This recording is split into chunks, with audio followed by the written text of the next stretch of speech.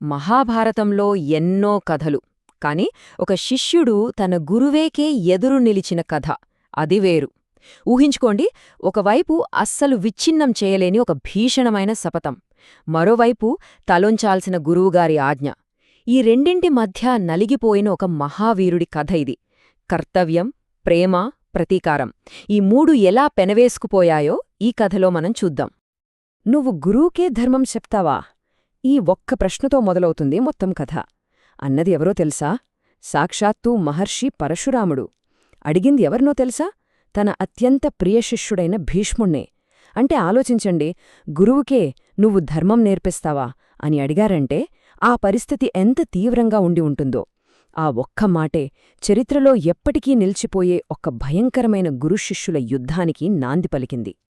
సరే, అసలు ఇంత పెద్ద సంఘర్షణకు మూలమెక్కడుంది?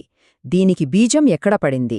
అంతా ఒక రాజవంశాన్ని కాపాడాలి, దాన్ని నిలబెట్టాలి అనే ఒకే ఒక్క లక్ష్యంతో భీష్ముడు తీసుకున్న ఒక సాహసోపేతమైన, చెప్పాలంటే ఒక డేరింగ్ నిర్ణయంతో మొదలైంది. ఇక కథలోకి వెళ్తే సీన్ హస్తినాపురంలో మొదలవుతుంది. సమస్యవేంటంటే సింహాసనానికి వారసుడు కావాలి. కాని యువరాజు విచిత్రవీర్యుడు చాలా బలహీనుడు. మరి రాజ్య భవిష్యత్తేంటి? అప్పుడు రంగంలోకి దిగారు భీష్ముడు. మొత్తం బాధ్యతని తానే తీసుకున్నారు. నేరుగా కాశీరాజకుమార్తెల స్వయంవరానికి వెళ్లారు. అక్కడికి ఒక సింహంలా దూకి హాజరైన రాజులందరినీ ఒంటిచేత్తో ఓడించేశారు. అంబ, అంబిక, అంబాలిక ఆ ముగ్గురు రాజకుమార్తెలను తన తమ్ముడి కోసం బలవంతంగా అపహరించి హస్తినాపురానికి తీసుకొచ్చేశారు. భీష్ముడి ప్లాన్ ప్రకారం అంతా సక్సెస్ అయినట్టే ఉంది.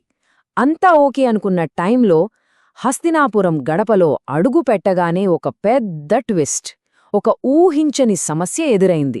ఏంటంటే ఆ ముగ్గురు రాజకుమార్తెలలో ఒకరి మనసులో ఒక ప్రేమ రహస్యం దాగి ఉంది. అదే ఇప్పుడు బయటపడింది. హస్తినాపురం వచ్చాక ఆ ముగ్గురిలో పెద్దమ్మాయి అంబ చాలా ధైర్యం చేసి భీష్ముడి ముందుకొచ్చింది. వచ్చి ఒక నిజం చెప్పింది. అదేంటంటే, నేను అప్పటికే సాల్వదేశపు రాజుకు నా మనసు ఇచ్చేశాను, నేను అతన్నే పెళ్లి చేసుకోవాలనుకుంటున్నాను అని వేడుకుంది. అంబ మాటల్లో నిజాయితీ ఉంది, ధర్మముంది. అది చూసి భీష్ముడు గౌరవించాడు. సరేనని చెప్పి ఆమెను చాలా మర్యాదగా ఆమె ప్రియుడైన సాల్వరాజు దగ్గరికి పంపించాడు. కాని ఇక్కడే అసలైన విషాదం మొదలైంది. భీష్ముడి చేతిలో ఓడిపోయానన్న అవమానంతో సాల్వరాజు రగిలిపోతున్నాడు. అతనేమన్నాడంటే, నువ్వు భీష్ముడి గెలిచిన వస్తువువి, ఆయన ఆస్తివి, నిన్ను నేను తీసుకోలేను అని ముఖమ్మీదే చెప్పేశాడు. ఇక ఆశలన్నీ అడియాసలై అంబ మళ్లీ భీష్ముడి దగ్గరికే వచ్చింది. కాని ఇప్పుడు భీష్ముడు కూడా, లేదు, నీ మనసులో ఇంకొకరున్నారు, నిన్ను నా తమ్ముడికిచ్చి పెళ్లి చేయడం ధర్మం కాదు అని తిరస్కరించాడు. పాపం, ఇద్దరు పెద్ద యోధుల మధ్య నలిగిపోయి అంబ జీవితం అంధకారంలోకి వెళ్ళిపోయింది. ఇక తన జీవితం ఇలా అయిపోవడానికి కారణం భీష్ముడే అని అమ్మకు విపరీతమైన కోపం వచ్చింది. దుఃఖం పోయి ఆగ్రహం కట్టలు తెంచుకుంది. ఆమె కన్నీళ్లు ఇప్పుడు ప్రతీకార జ్వాలలుగా మారిపోయాయి. తన లైఫ్ని నాశనం చేసిన భీష్ముడిపై పగ తీర్చుకోవాలని నిర్ణయించుకుంది. న్యాయం కోసం అంబ వెళ్ళని చోటు లేదు, అడగనివారు లేరు, ఎవ్వరూ సాయం చేయలేదు. ఇక చివరగా ఆమె ఒకే ఒక్క వ్యక్తి దగ్గరికి వెళ్ళింది. ఆ వ్యక్తి ముందు సాక్షాత్తు భీష్ముడు కూడా గౌరవంతో తలవంచుతాడు.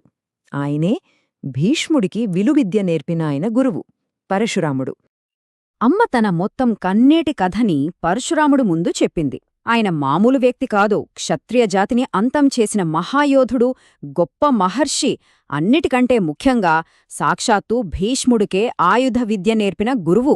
ఆయన ముందు తన గోడు వెళ్లబోసుకుంది. అంబకథ వినగానే పరశురాముడికి రక్తం మరిగిపోయింది. కోపంతో ఊగిపోయారు. గర్వంగా ఒక శపథం చేశారు. నా శిష్యుడు నా మాటను జవదాటడు, ఒకవేళ వాడు కాదన్నాడంటే వాడి గొంతు కోసేస్తాను అని అన్నారు. కాని పాపం, ఆయన తన శిష్యుడి ధర్మం పట్ల ఉన్న పట్టుదలని ఆ క్షణంలో అంచనా వేయలేకపోయారు. అయితే భీష్ముడు మాత్రం తన గురువు ఆజ్ఞను చాలా వినయంగా కాని అంతే దృఢంగా తిరస్కరించాడు. ఏమన్నాడంటే, గురుదేవా, మీరు అధర్మాన్ని చేయమని ఆజ్ఞాపించకూడదు, నేను దాన్ని పాటించలేను అని చాలా క్లియర్గా చెప్పేశాడు.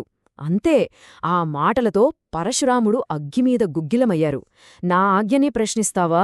అంటే నాతో యుద్ధానికి రెడీనా అని గర్జించారు. ఇక చూడండి, ఆ భయంకరమైన యుద్ధానికి రంగం సిద్ధమైపోయింది.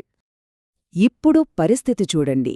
చరిత్రలోనే అత్యంత గొప్ప శిష్యుల్లో ఒకడు తన సొంత గురువుతోనే యుద్ధం చేయాల్సిన పరిస్థితి వచ్చింది. ఇది కేవలం ఇద్దరు యోధుల మధ్య పోరాటం కాదు, రెండు గొప్ప ధర్మాల మధ్య జరిగిన ఘర్షణ. ఆ యుద్ధాన్ని చూసి దేవతలు కూడా ఆశ్చర్యపోయారు. అయితే ఈ యుద్ధం గురించి మనం మాట్లాడుకునే ముందు ఒక చాలా ముఖ్యమైన పాయింట్ ఉంది. భీష్ముడికి ఒక వరం ఉంది. దాని పేరు స్వచ్ఛంద మరణం. అంటే ఏంటి? అంటే ఆయన స్వయంగా నాకు చావు కావాలి అనుకుంటే తప్ప ఈ మొత్తం విశ్వంలో ఏ శక్తి కూడా ఆయన్ని చంపలేదు. ఇది యుద్ధాన్ని మామూలుగా కాదు, చాలా కాంప్లికేట్ చేసేసింది. రోజుల తరబడి గురుశిష్యుల మధ్య యుద్ధం జరుగుతూనే ఉంది. నువ్వా నేనా అన్నట్టుగా హోరాహోరీగా సాగింది. ఒక స్టేజ్లో పరశురాముడి దెబ్బకి భీష్ముడు స్పృహ తప్పి తన రథంలోనే పడిపోయాడు. ఇక భీష్ముడు ఓడిపోయినట్టే అనుకున్నారంతా. కాని ఆ రాత్రి ఒక అద్భుతం జరిగింది. అష్టవసువులు బ్రాహ్మణ వేషంలో వచ్చారు. వాళ్లు భీష్ముడిని కాపాడటమే కాదు, తన గురువునే ఓడించగల మోహనాస్త్రం అనే ఒక శక్తివంతమైన బ్రహ్మాస్త్రాన్ని ఆయనకు ఇచ్చారు. ఇక మరుసటి రోజు యుద్ధంలో క్లైమాక్స్. భీష్ముడు ఆ భయంకరమైన మోహనాస్త్రాన్ని పరశురాముడి మీద ప్రయోగించడానికి సిద్ధమయ్యాడు. ఇక గురువు పని అయిపోయినట్టే. కాని సరిగ్గా ఆ క్షణంలో ఆకాశం నుంచి నారద మహర్షిలాంటి దేవతలు కిందకి దిగివచ్చారు. వచ్చి, ఆగు భీష్మా, ఆగు, అయ్యో గురువిని చంపేస్తావా, ఆ పాపం నీకొద్దు అని వారించారు. దేవతలు కల్పించుకోవడంతో ఆ భీకర యుద్ధం అక్కడితో ఆగింది. గురుశిష్యుల మధ్య ఉన్న గొడవ ముగిసింది. కాని అసలు ఈ కథకి కారణమైన అంబ ప్రతీకారమనే చాప్టర్ మాత్రం ఇంకా క్లోజ్ అవలేదు. అదింకా ఉంది.